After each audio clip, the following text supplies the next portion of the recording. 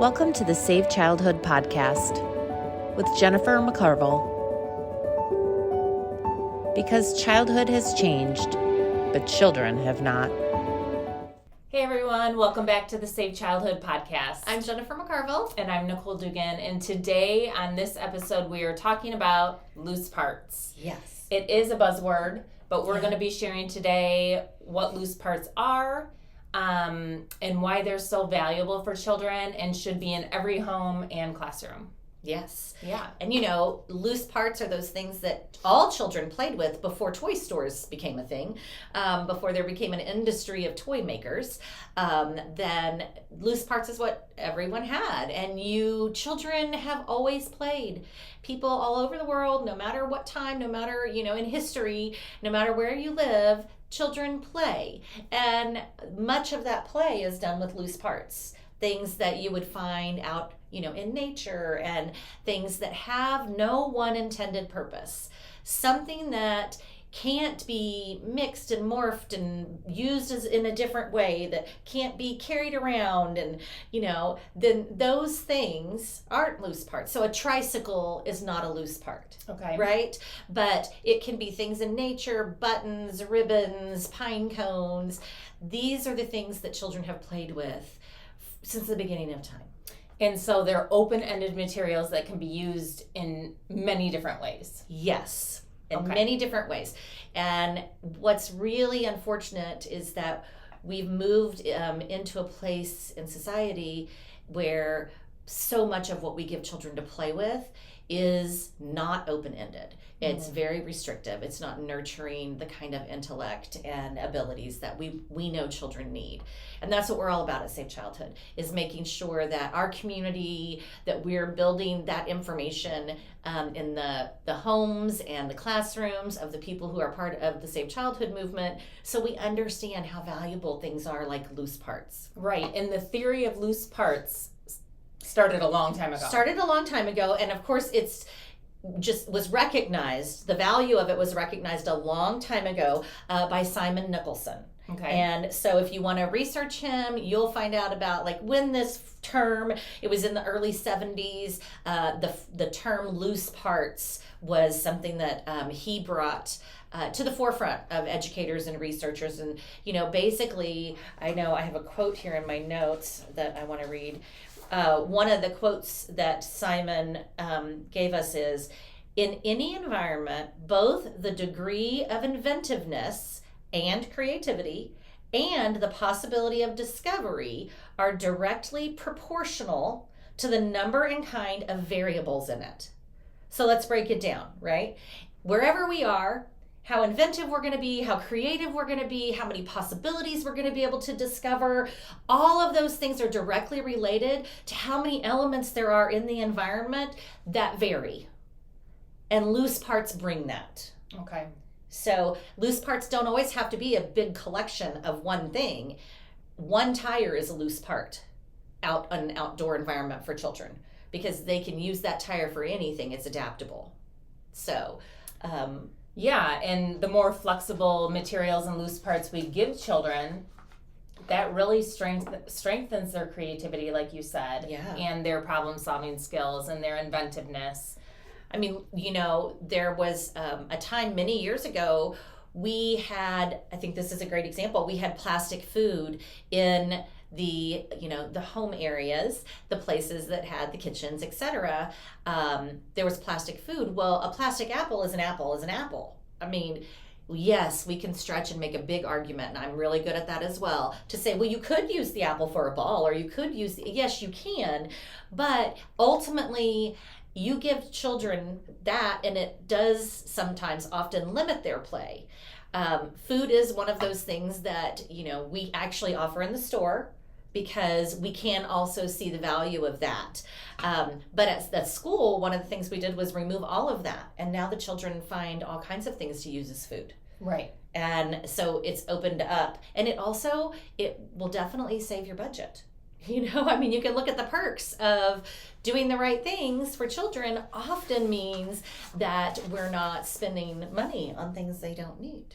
Right. So let's give some examples of what loose parts are before we talk about all of the benefits to them. Okay. So you mentioned buttons. Anything in nature, leaves and pine cones and stones and sticks. Oh my gosh, sticks. Those toys of childhood that we joke about all the time. A cardboard box, a stick, those things. Huge benefits for children. Also, shells, a collection of shells. Really anything. Scarves, yeah, in a basket, because you can turn those into something that you wear, or something that you move things in, or something, put it on the ground and it looks like the ocean if it's blue or green or whatever. So yeah, that makes it a loose part. So you're thinking, can it be adapted through the imagination of the child's play, or is it narrow, So some other things that could be loose parts. For example, I recently acquired a collection of drawer pulls. And you would think, okay, drawer pulls, well, yes, they do have a purpose, but not in a child's world. You put those in a basket and they can be anything. They can add them to buildings they're making. They can count with them. Who knows what they'll do with them? They'll make them into food, and so anything like that, just a collection of things that have that give the freedom to the child to decide what it is and how to use it. Yeah. And one of my favorite things is that I've learned from you is when the children say, or when the adults say, when you bring new loose parts, you will say like, well, what are these? And you always say, well, what do you want to use them for? Mm-hmm. It just opens it up instead of keeping the play narrow. And I think that's so important to say those things and to give children those phrases, like, you want to broaden that, open it up, right? And then there are things that we've given the children to use in free ways, however they want. And they are common household things like Velcro rollers. We have a basket of Velcro rollers that's out in the classroom, and some of the children know that they're rollers. And so some of them will put them in their hair, and we're really sorry when that happens to all the parents who have to endure that and the teachers that worked so hard to get them out. But they have such great value. They stick together. You can build with them. They make telescopes with them. They've become a dozen different things. Right. That is a loose part. Yeah. Okay, so they're powerful. We know that. So powerful. Yes, they definitely, like we were talking about, nurture creativity and imagination. That was in that quote. They encourage problem solving because they've got to learn how to make these things work in a certain way, right? And what am I going to do with them? Right. What am I going to do with them? They also give children resources for problem solving. So, for example, they're trying to figure something out. They're trying to figure out how to balance something, and they're like, oh, I'm going to go get some of those wooden spools out of that basket over there on the shelf, because I can fill this gap with it. And that's the kind of building intelligence that comes from these types of play. Mm-hmm. And so problem solving is huge, very, a great benefit. Motor skills, of course, fine motor skills, as they're handling these loose parts. They're able to develop all kinds of finger movements and hand strengthening and coordination. Always important, and we can't overlook that. Social skills, because of the collaboration that can come from working together with loose parts. And it's so exciting because rather than creating people who have robotic thinking and everything just goes one way and this is how you use it, you get to, you can hear the children and see the evidence of their work. If they're at home working alone or with, some siblings or a friend, you can see what they create with them. But also when you're able to have that audible insight to what they're doing, where they're going, oh, what if we do this? Oh no, I have an idea. Move, grab that. Can you give me that? Oh, I think this will work. And that it's really an interactive experience, not one child, usually the children are doing it together, or the other child who maybe isn't saying, ooh, let's try this, is soaking it in and is learning and thinking. And then those children will sometimes be the ones that out of the blue say, I think we should do this, Yeah. So it really is a really cool process to watch those social skills evolve through the building of and playing with loose parts. Yeah, for sure. We have a list of some others that we didn't mention earlier that I wanted to slide in here. Spoons. Yeah. I mean, why not? Why not? Yeah. I've seen kids make up games with those and use them for many different things. Mm-hmm. Small tiles or stones, things that you can get at hardware stores, like you mentioned, buttons, beads. Keys are one of our favorites. I love that. Ribbon, fabric scraps, bottle caps, paper tubes. Yes. So many. And I want to tell you that there's a series of books that are some of my favorite, and my friend Miriam Belaglowski, she co-authored them with Lisa Daly, and they're called Loose Parts. So if you Google Loose Parts books, those will come up, and they're just so great. They have beautiful photographs, and they will inspire you to start seeing the world through loose parts.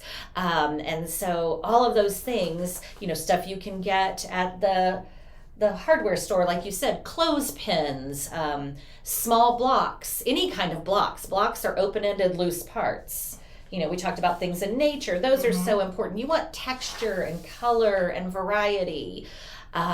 We call them tree cookies when, the wooden slices. The wooden slices of trees. So many beautiful things in nature, the original loose parts. What are we going to do with these things that are in our environment? Corks are another great loose part. Yeah, and they don't have to, they can mix them. They don't have to stay separate. I would be concerned if they did stay separate, right? Right. I mean, part of the beauty of the loose parts is that you're changing it up and mixing it up. And so you want to see that creative interaction. Yeah. Yeah. And I think that when we really look at play and understand play, it's not about the specific toy or thing they're playing with. It's about the child and what they're imagining and working toward. Yeah. Right? What their brain is doing and how that's expanding. And then their vocabulary is going to naturally expand. And again, their problem solving. So it really, any way that they play with them is going to give us insight into their growth and their learning, and that authentic assessment comes in. You're noticing things like one-to-one correspondence, and if they're grouping things, and do they put them in patterns, and that's where, as educators, for sure, we are doing authentic assessments through the observation of just the unfolding of their brilliance in a tangible way that we can see. Yeah. And what a gift it is to have an insight into those that learning and growing for children. It's not that they're doing any one thing that we've decided they should do with it. It's realizing that we can trust the process of how they're designed to learn and give them the freedom in the environments we create and the materials that we provide to really nurture their intellect and their problem solving and all these beautiful skills that we've talked about. Yeah, so we hope you're inspired, if you haven't already, to put out a basket of loose parts at home in the classroom. And see where that takes the children. Yeah, it doesn't have to be a lot. It can be, a basket that has a couple of spoons and some dice and some shells, and pipe cleaners can be loose parts. Throw them in there. Pieces of fabric, and just a collection of things that just have a few here and there. Yeah. So. All right, well, that's it for today's episode about loose parts and their importance. Spread the word, subscribe, like this episode, share it with others that would love to help Safe Childhood, and visit savechildhood.org. Yeah, we have our 14 tenets there, which you hear us mention some of them throughout these episodes. But the 14 things that we know everyone could do, no matter your environment, no matter your resources, that we could all do, and it really would save childhood for this generation of children that we are blessed to walk alongside. And that, my friends, is generational work. So if we can continue to spread the word and encourage one another in the right things to do for children, then we're going to change that trajectory of childhood, and we're going to naturally heal so many of the concerns that we're seeing come from children these days. Yeah. It's a really, really powerful thing to be able to wrap your brain around that. But yeah, check out the tenets, and we'll continue to build resources there as well. Yeah. And join us next time. Our new episodes drop every Tuesday morning on Spotify, Apple Podcasts, and YouTube. Absolutely. And also, think about joining us this November in the fall at our school, Marvelously Made, the School for Young Children, for our Save Childhood Conference. It's our second annual conference, and you get to come and see these things in action. And it really is a really fun time, and hopefully a time full of learning and lots of takeaways that will make it all come together. Yeah, so true. All right, everyone. Thank you for joining us. We'll see you next time. Have a great day. Thanks for joining us today. To learn more and join the movement, go to savechildhood.org.